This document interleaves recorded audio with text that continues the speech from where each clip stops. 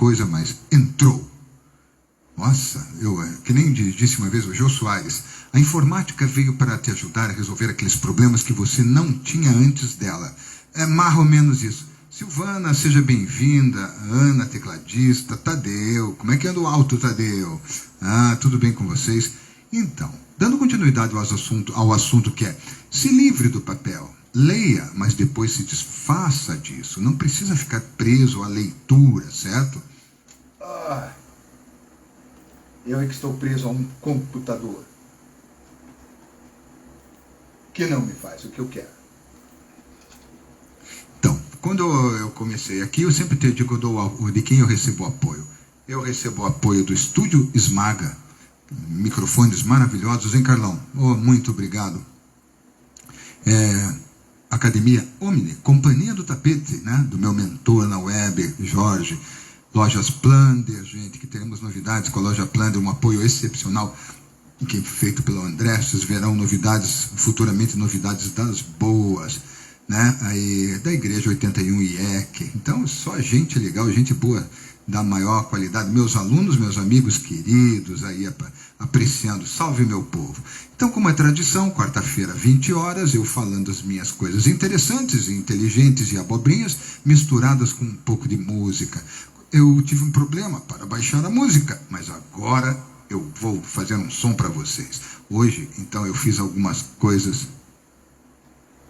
Já diminuiu o ganho, mas depois eu vejo na hora da gravação, Carlão, fica baixa a voz, na transmissão tá, aí eu toco, cara, é orgânico o negócio aqui, né? Então, uma musiquinha para vocês, espero que estejam ouvindo bem a minha voz e ouçam melhor ainda o sax. Farei uma música, né, um deep house para vocês. Hoje é só coisa moderna. Já fiz jazz, já fiz blues, já fiz bossa nova, fiz umas românticas. Hoje eu peguei um lado bem pop, novo. Então, por favor, apreciem, comentem.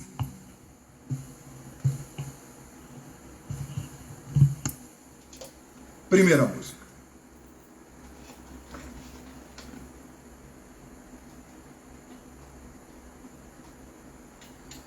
Que não está tocando. Agora foi.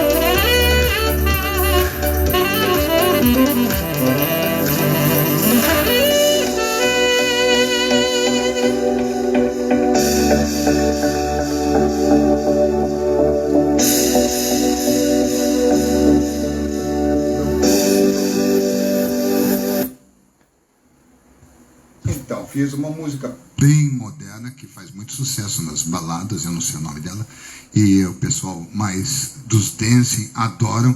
É um deep house, né? Uma música eletrônica que realmente é uma coisa que veio para ficar. A gente tem que se adaptar e utilizar as coisas novas. Estou esperando aparecer algumas coisas bem interessantes, boas e de qualidade, por exemplo, do funk.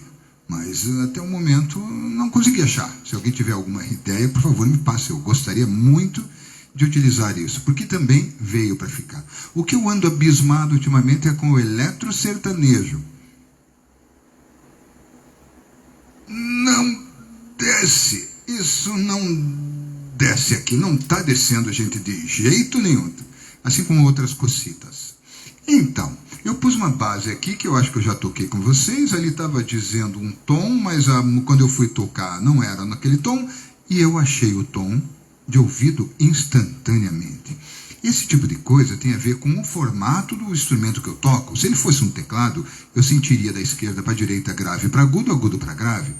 Qual é a lógica de um trompete, eu não tenho a menor ideia. Na guitarra é o braço, eu vou do grave para o agudo, então eu sei quando vai mais agudo, lá na ponta, nas casas finais, ou na ponta, no braço, lá quase na mão do violão ou da guitarra, cada vez mais grave. Então há uma lógica a ser entendida por causa do tubo, seja o tubo cilíndrico ou cônico, que me fizeram várias perguntas, né? Por que cilíndrico? Por que cônico? É aquelas coisas que a gente aprende na escola, né, gente? Então, isto é um tubo cônico, ele é um cone, ele começa de uma parte mais estreita e vai para uma parte mais larga. Isto é um tubo cilíndrico, é um cilindro, a mesma espessura do começo ao final. Então, falando disso aqui, eu não sei mais tocar isso aqui não. Então, olha só, é um instrumento que veio, meu Deus, da Bulgária, meu grande amigo Hélio Freire me trouxe. Qual é a lógica do instrumento? Por que eu saí tocando a música e achei o que funcionava na música? Porque eu já estudei essa relação entre aumento o tubo, diminuo o tubo. Não interessa o formato ou o tamanho do tubo. Se ele for uma tuba, é a mesma coisa. Uma tuba é um tubo. Deve ser. E é cônico, certo? Um clarinete é cilíndrico? Eu acho que é cônico. Não, é cilíndrico. Né? Um saxoprano é cônico. Então, esse tipo de coisa você aprende tocando o instrumento. Quanto mais eu fecho os orifícios, maior vai ficando. Porque quero que vocês pensem no seguinte. A lógica disso é, eu tenho uma saída de ar aqui. Aonde está fazendo uma vibração, não interessa o tipo de bocadura. Se ela é um bocal, se ela é uma boquilha, né? Se ela é um bocal transversal, né? Um bocal vazado, ou bocal de trompete, eu tenho um local onde produz som. Esse local que produz som, ele cria uma senoide. Senoide é o nome da onda dentro de um tubo. Ela fica vibrando e se debatendo, procurando uma saída. Quando ela acha a primeira saída, ela vai sair numa frequência diferente do que está lá, porque ela já começa mudando. Né? Por exemplo, se eu pegar o meu tenor aqui, e retirar a boquilha, eu fiquei com um tubo muito pequeno, quase um apito de guarda, certo? Observem.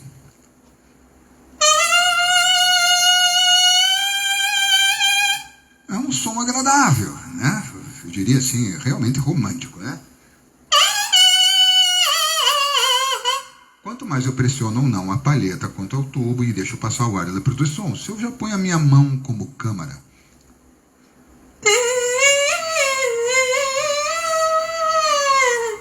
eu aumentei e diminuí o tamanho do tubo, não interessa o formato do tubo. Então, se eu abro a mão, eu sei que ele vai ficar mais agudo. Parece aquelas flautinhas de êmbolo, né? Acho que esse é o nome. Vocês entendem? Então, se eu tiver uma noção de movimento e sonoridade, então a própria mão ou boquilha eu consigo sentir intuitivamente o tamanho do tubo que eu quero para produzir o som que eu quero, né?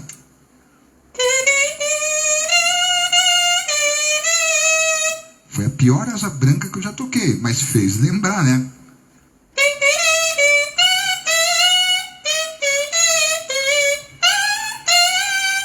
Não, eu nunca toquei isso aqui, mas vocês perceberam como eu consegui ter um certo controle com o tubo para produzir uma asa branca estilizada?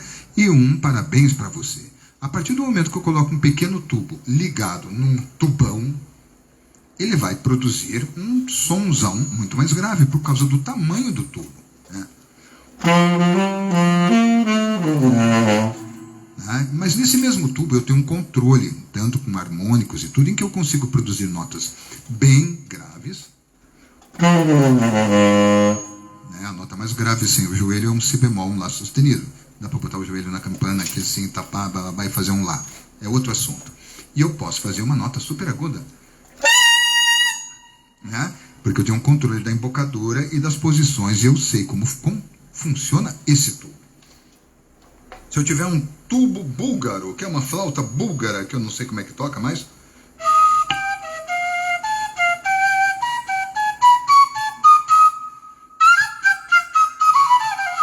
então, observe, o tubo está todo fechado agora, porque eu fechei todos os orifícios, menos a saída, ele tem este tamanho.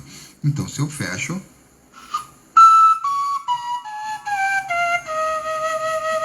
essa é uma prima rica da flauta doce. Não, uma prima pobre, não sei, né? Que chamam de record aqui, não. Todos eles são tubos, independente de ser cilíndricos ou cônicos. Se eu vou fechando os orifícios... Por quê? Por quê? Se eu vou fechando os orifícios e ele vai ficando maior, ele vai ficando mais grave. Se eu vou abrindo... Então eu consigo intuitivamente sentir o quanto eu devo abrir, quanto eu devo fechar para produzir uma melodia. Como eu fiz, por exemplo, Parabéns para Você, né? Claro, já toquei isso centenas de vezes, mas no caso, se eu quisesse fazer uma melodia,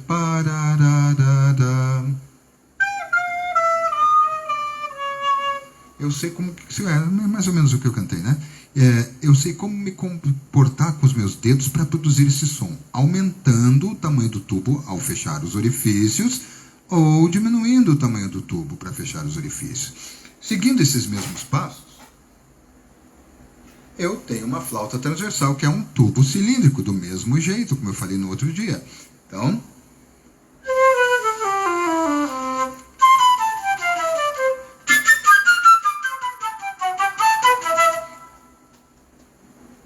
eu poderia chegar agora, me dá uma licença, um segundinho, e pegar mais um tubo cônico, que eu não deixei aqui pronto, marromeno,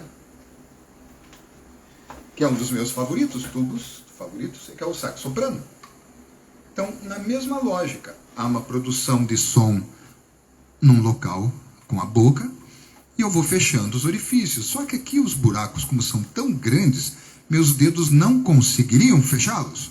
Então o cara inventou uma chave maior com almofadinhas, que chamam-se sapatilhas, para fechar esses buracos, que são em medidas e distâncias exatamente colocadas, menos que milimetricamente feitas. Por quê? Porque se ele estiver um pouco para cima ou para baixo, um pouco maior ou um pouco menor, a relação de som e frequências, ele se torna um instrumento desafinado ou não temperado. Ele fica fora. Fica temperado errado, digamos assim. Ele não tem a lógica. Então, quando eu fecho os orifícios usando as chaves, que tem as almofadinhas atrás para produzir o som, eu estou fechando orifícios maiores. Sendo que aqui tem orifícios maiores ainda. Olha o tamanho desse buraco aqui, gente. Como é que eu iria fechar um negócio desse com o dedo? Não dá, teria que fechar com a mão.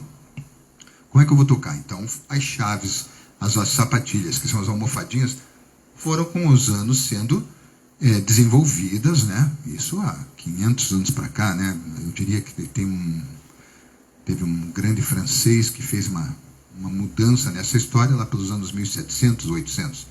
Então, que você padronizou isso, né? Observe.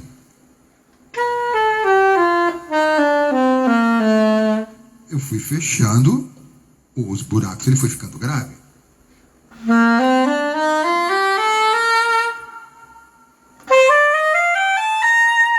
Ele tem um dobro de notas, digamos assim, quando eu mexo em certos lugares, como eu vibro em certos lugares, né? isso, por incrível que pareça, aparece aqui.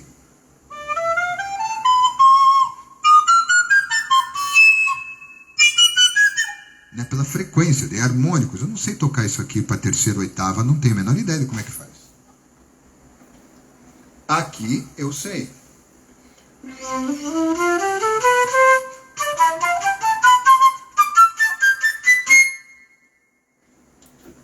Aqui eu sei.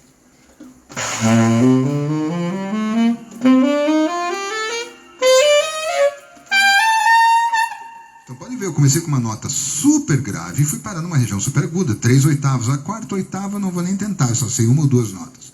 É muito agudo. E como diz David Sanborn, é para cachorro ouvir, certo?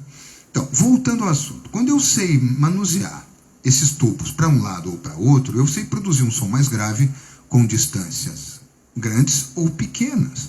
Por exemplo, uma escala cromática são distâncias pequenas. Num instrumento temperado, num violino, num violoncelo seria diferente, né?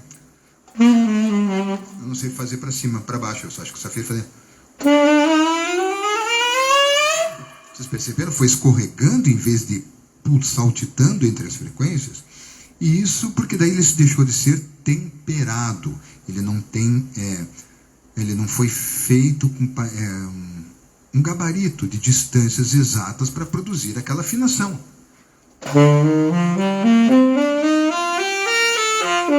Então, não importa seu caminho perto ou seu caminho longe, eu sei para que lado caminhar e qual o tamanho do meu passo para produzir tal melodia.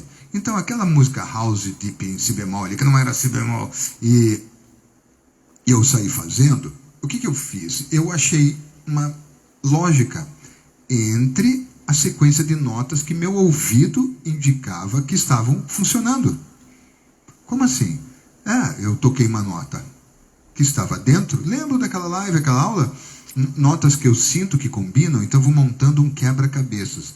Assim que eu achei quais são as peças que funcionam, eu começo a desenhar coisas com aquelas peças que eu sei que estão lá dentro e fazer coisas que eu sei que tem sentido melódico, rítmico, em cima da harmonia, de acordo com o meu gosto, de acordo com a minha capacidade, com o meu repertório de frases, com o que eu já aprendi, certo?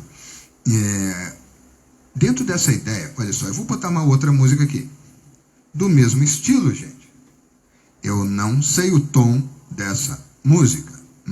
Eu vou catar milho, mas em pouco instante o que acaba ocorrendo? Eu, por causa de tanto tempo errando e acertando, eu fui descobrindo com facilidade como fazer isso mais rapidamente. Claro, existem graus de dificuldade, não pense que são qualquer músicas assim. Por exemplo, sempre falo para os alunos que é muito difícil eu achar a sequência de tonalidades em chorinhos, por exemplo, bossas novas, temas de jazz, são colchas de retalhos, sabe, de tonalidades cheias, algumas coisas eruditas também, mas esses três gêneros principalmente, existem outros, claro, mas eles são assim, tem um tom principal, mas vai dando tanta volta para voltar ao começo, que você pensa, Garota de Ipanema é em Fá maior, é o tom principal, mas você tem várias tonalidades sendo emendadas para produzir aquela música com aquela estrutura.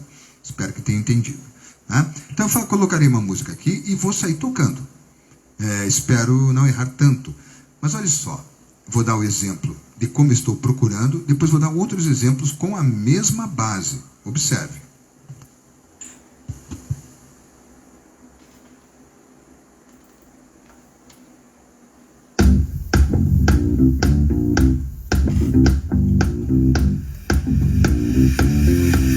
I feel so funky.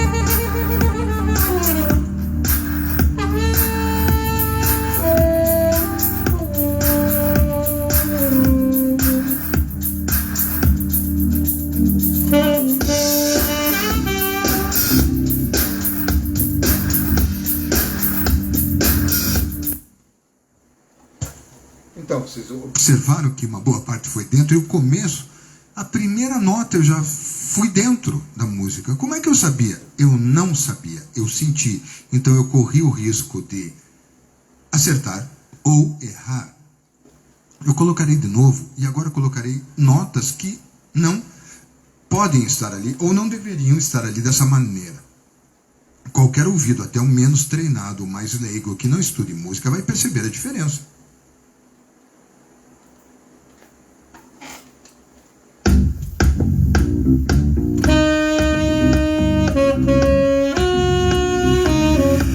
I feel so funky.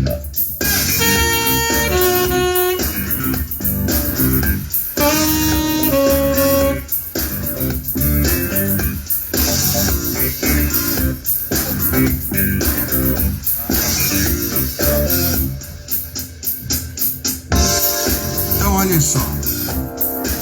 Vocês observaram como ficou horrível? Eu estava completamente fora do tom.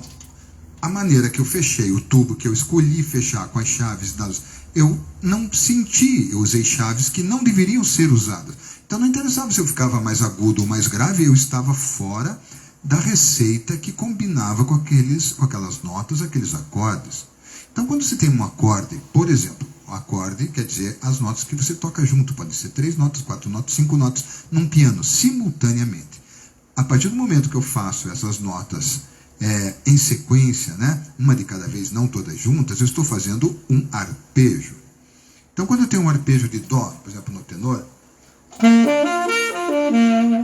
o cara vai ter que estar fazendo, entre aspas, no piano, um arpejo de dó. Ele estava um tom abaixo, tá? E por causa de afinação aqui. E eu estou fazendo as mesmas notas que ele. Então, eu não posso ficar fazendo esse som que eu fiz agora. Lá, lá, lá, lá, lá, lá, lá. Eu estou estudando, fazendo um exercício. Isso não funciona. Isso é um estudo que pode ser feito de várias maneiras, invertidos, etc. Cada vez você vai desdobrando a ideia para tocar com mais beleza e menos evidência. Né? Eu lembro bem que para mim estava errado quando eu ouvi um jazzista tocando. Oh, nossa, que notas! O cara toca umas notas que não estão ali.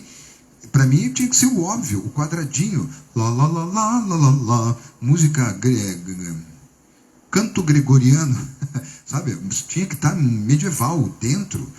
E, mais tarde, desenvolvendo o ouvido, desenvolvendo o estudo técnico do instrumento, ou a minha percepção musical, a minha ideia musical, o conhecimento, a parte harmônica, a técnica, todas as coisas, ouvindo melhor, eu percebi que não dá para fazer o óbvio. Você enjoa de fazer a mesma mensagem tão simples. Por isso que às vezes então, mas existe o simples lindo e o simples de mau gosto. Existe o complexo lindo e o complexo de mau gosto. Isso não quer dizer que ser complexo vai ser bonito e nem que o simples vai ser bonito. É isso que vocês têm que entender. Né? Quando eu voltei agora mostrando para vocês as notas fora, eu estava simples, mas eu estava com mau gosto porque eu estava fora da harmonia da música. Vou colocá-la para tocar de novo e vou colocar umas notas um pouco mais agradáveis, logo em seguida das desagradáveis.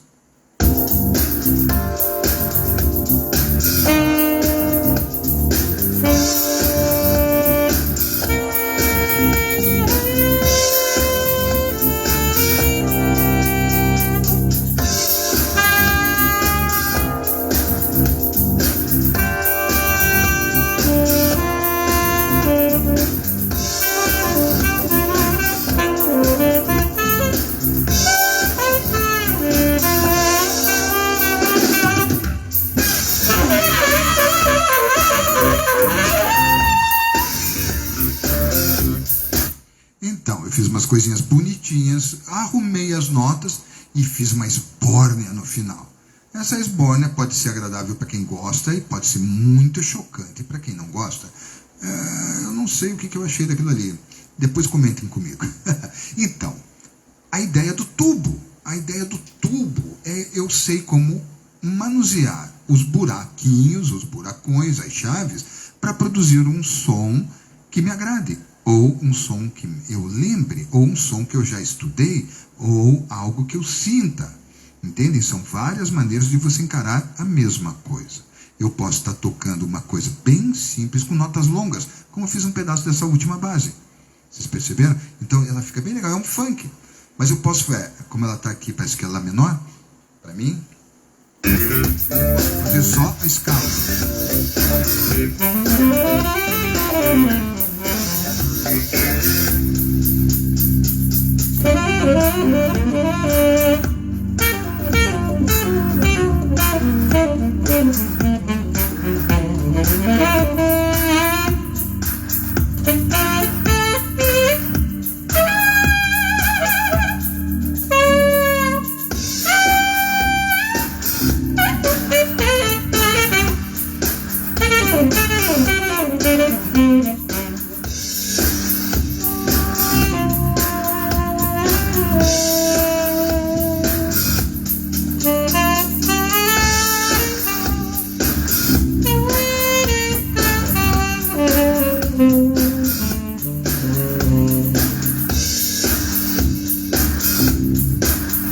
Então, vocês perceberam como eu pude mudar? Pus uma nota fora, pus uma nota aguda, pus uma nota grave, usei o instrumento de acordo com os movimentos que eu já decorei o sabor que eles produzem. Digamos assim, se eu quero fazer rápido, eu mexo os dedos rápido. Se eu quero deixar agudo, eu vou para os agudos. Entende a sensação de tubo maior, tubo menor, a velocidade com que eu consigo fazer isso vem do estudo. Sabe? Você tem que estar fazendo isso constantemente para cada vez desenvolver um vocabulário maior. Essa é a ideia. Então, essa é a ideia da aula de hoje. Isso, você tem que ter isso. Hoje eu escolhi o tenor, eu falei aqui com o pífaro, com a flauta búlgara, com a flauta doce, com a transversal, mas é tudo tubo, gente. É tudo tubo. É tubo. Se eu conseguisse pegar o alto agora, seria outro tubo. Se eu conseguisse pegar, o que mais que eu tenho aqui? Ah, não, é só o alto. Mas se eu pegasse um trompete, é um tubo enrolado. Uma tuba é um tubo enrolado, certo? Um clarone é um tubo em forma de cachimbo. É tudo tubo. Não consegui lembrar nenhum instrumento de sopro que não seja tubo. Flauta de pan, aquela flauta peruana, são tubos colocados um ao lado do outro com tamanhos e afinações que combinem. Tudo é tubo, seja curtinho, ou seja longo, ou seja gigantesco.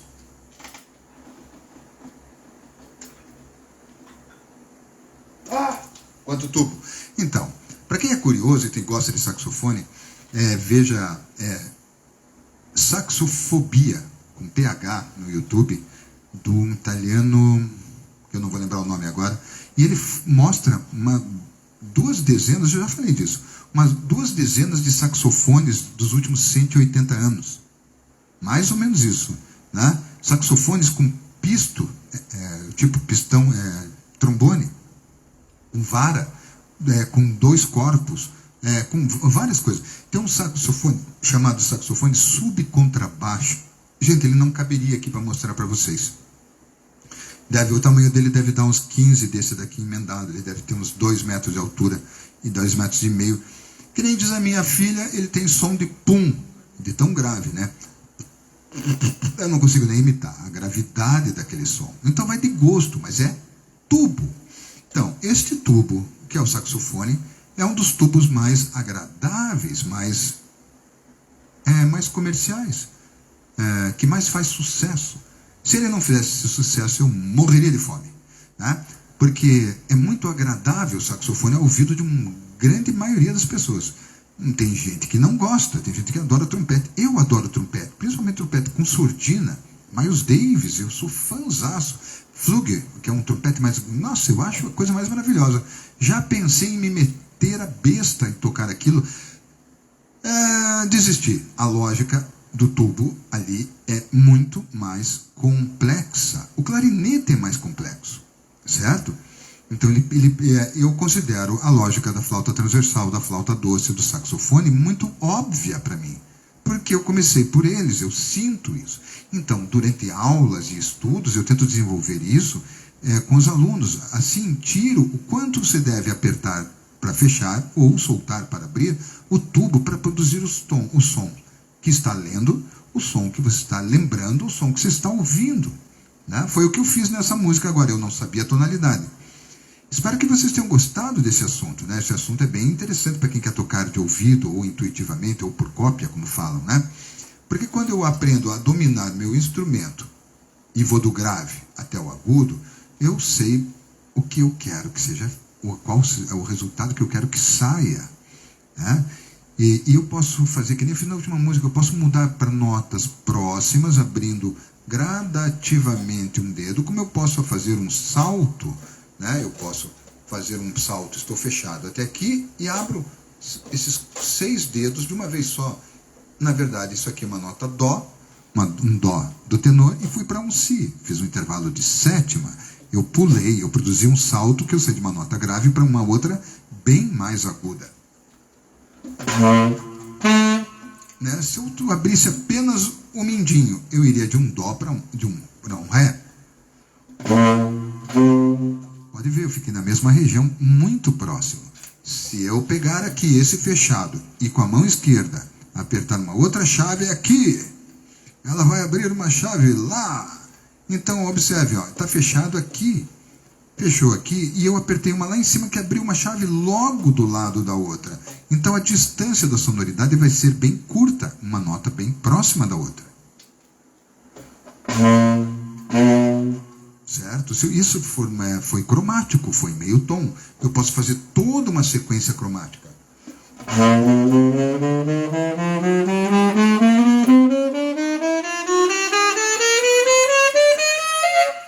Certo? Observaram como foram passinhos, parece que eu estava subindo uma escada, uma escala. Então, independente do tamanho da escada, da distância entre os degraus, eu produzo passos, sons diferentes. Eu poderia ter escolhido pular de 4 em 4. Né? Observaram como o salto foi maior? Eu poderia ter feito de 8 em 8. Certo? Eu fiz de 8 em 8. Nessa ideia, eu sei manusear o instrumento para poder fazer o som que eu desejo. Assim farei para vocês na próxima música, que é mais uma house, né, dessas eletrônicas, e eu não sei qual é o tom.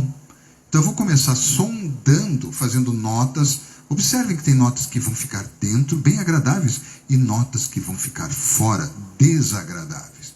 Depois eu farei uma coisa muito interessante. Eu usarei as notas agradáveis, mas intercalarei, nossa, que palavra, isso, com as notas desagradáveis. Porque depende da maneira que eu coloco, eu posso transformar aquela nota desagradável em uma nota que faça parte de uma frase. Como seria isso? Seria assim meio simples, né? Se eu fizer lento, ela fica quebrando os hertz com as notas que estão sendo soadas harmonicamente. Ela quebra, ela fica em choque. Se eu for de uma nota de passagem, ela não dá tempo de criar um caco no som, no ar, para ser percebido. Né? Tentarei fazer isso. Então, com vocês, mais uma.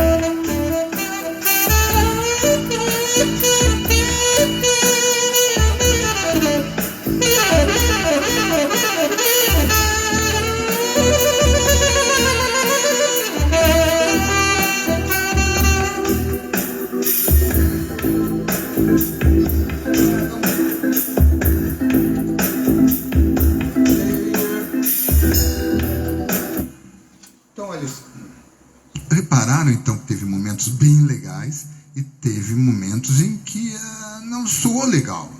Então, por exemplo, essa nota dó daqui, que é um si bemol do piano, se eu colocar para tocar, não fica boa, observe.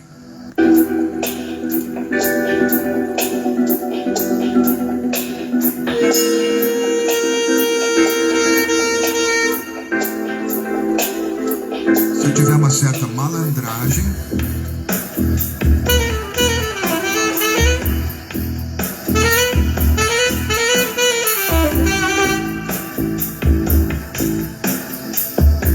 então eu não deixei a frequência ficar soando para criar choque. Eu usei de passagem. Resumindo, eu sabia como me comportar com os dedos no tubo para passar por aquela posição e não criar um choque sonoro. Então, escolha de escala, escolha de ritmo, escolha de velocidade, adquirir técnica para ter velocidade. Essa frase que eu fiz...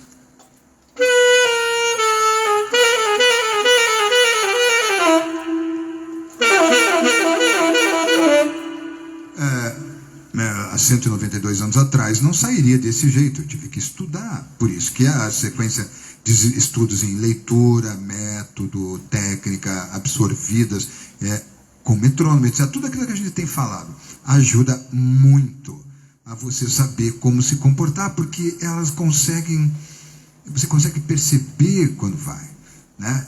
Meu xará ali, o Rude querido, ele sabe disso. Quando a gente toca uma nota errada, a gente disfarça passando rápido por ela. Ela não é xará, sabe? Então a gente faz essas malandragens.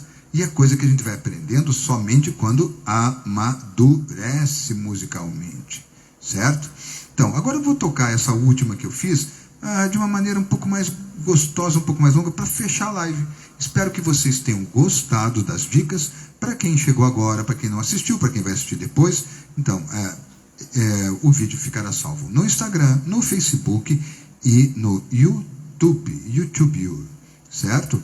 Agradeço ao Carlos Esmaga, ao Jorge da Companhia dos Tapetes, ao André da Plander, ao Pastor da 81, quem que eu estou esquecendo? Ao Isaías Júnior da Academia Omni, ao meu amor Anai, certo? Agradeço a todos que estão aí, obrigado pela audiência, né? Quarta que vem estaremos todos de volta a mais uma live saxofone para todos.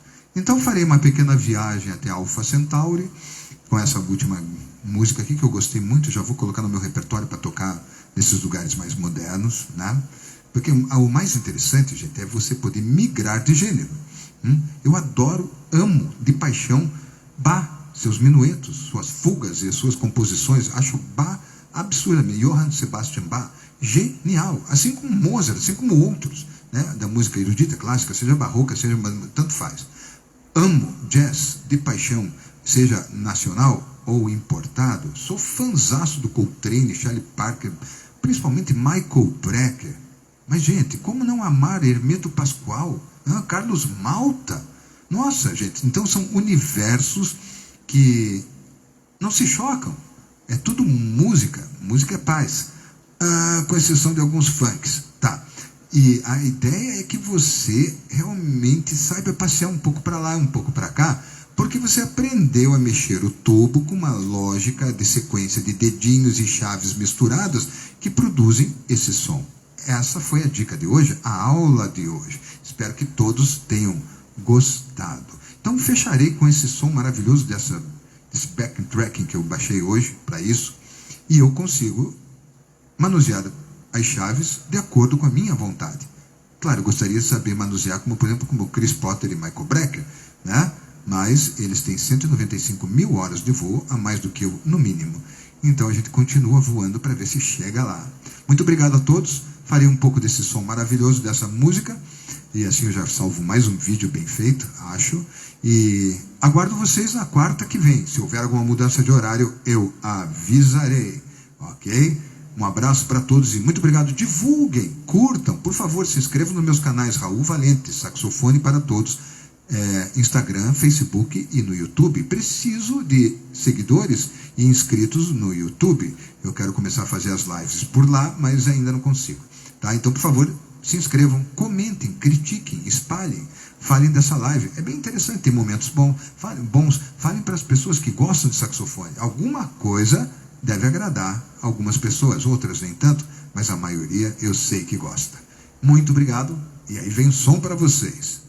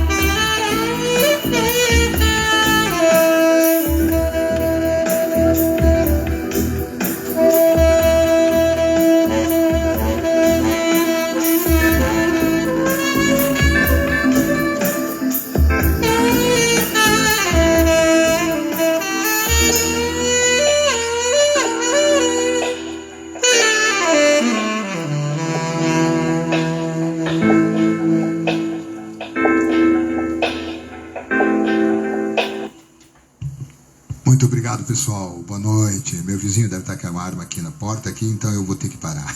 Brincadeira. Obrigado a todos. Até semana que vem, ao mesmo bate-horário, ao mesmo bate-canal, com Saxofone para Todos, com Raul Valente, com mais dicas, uma aula 100% gratuita e online. Não percam. Sempre tem coisa boa, né?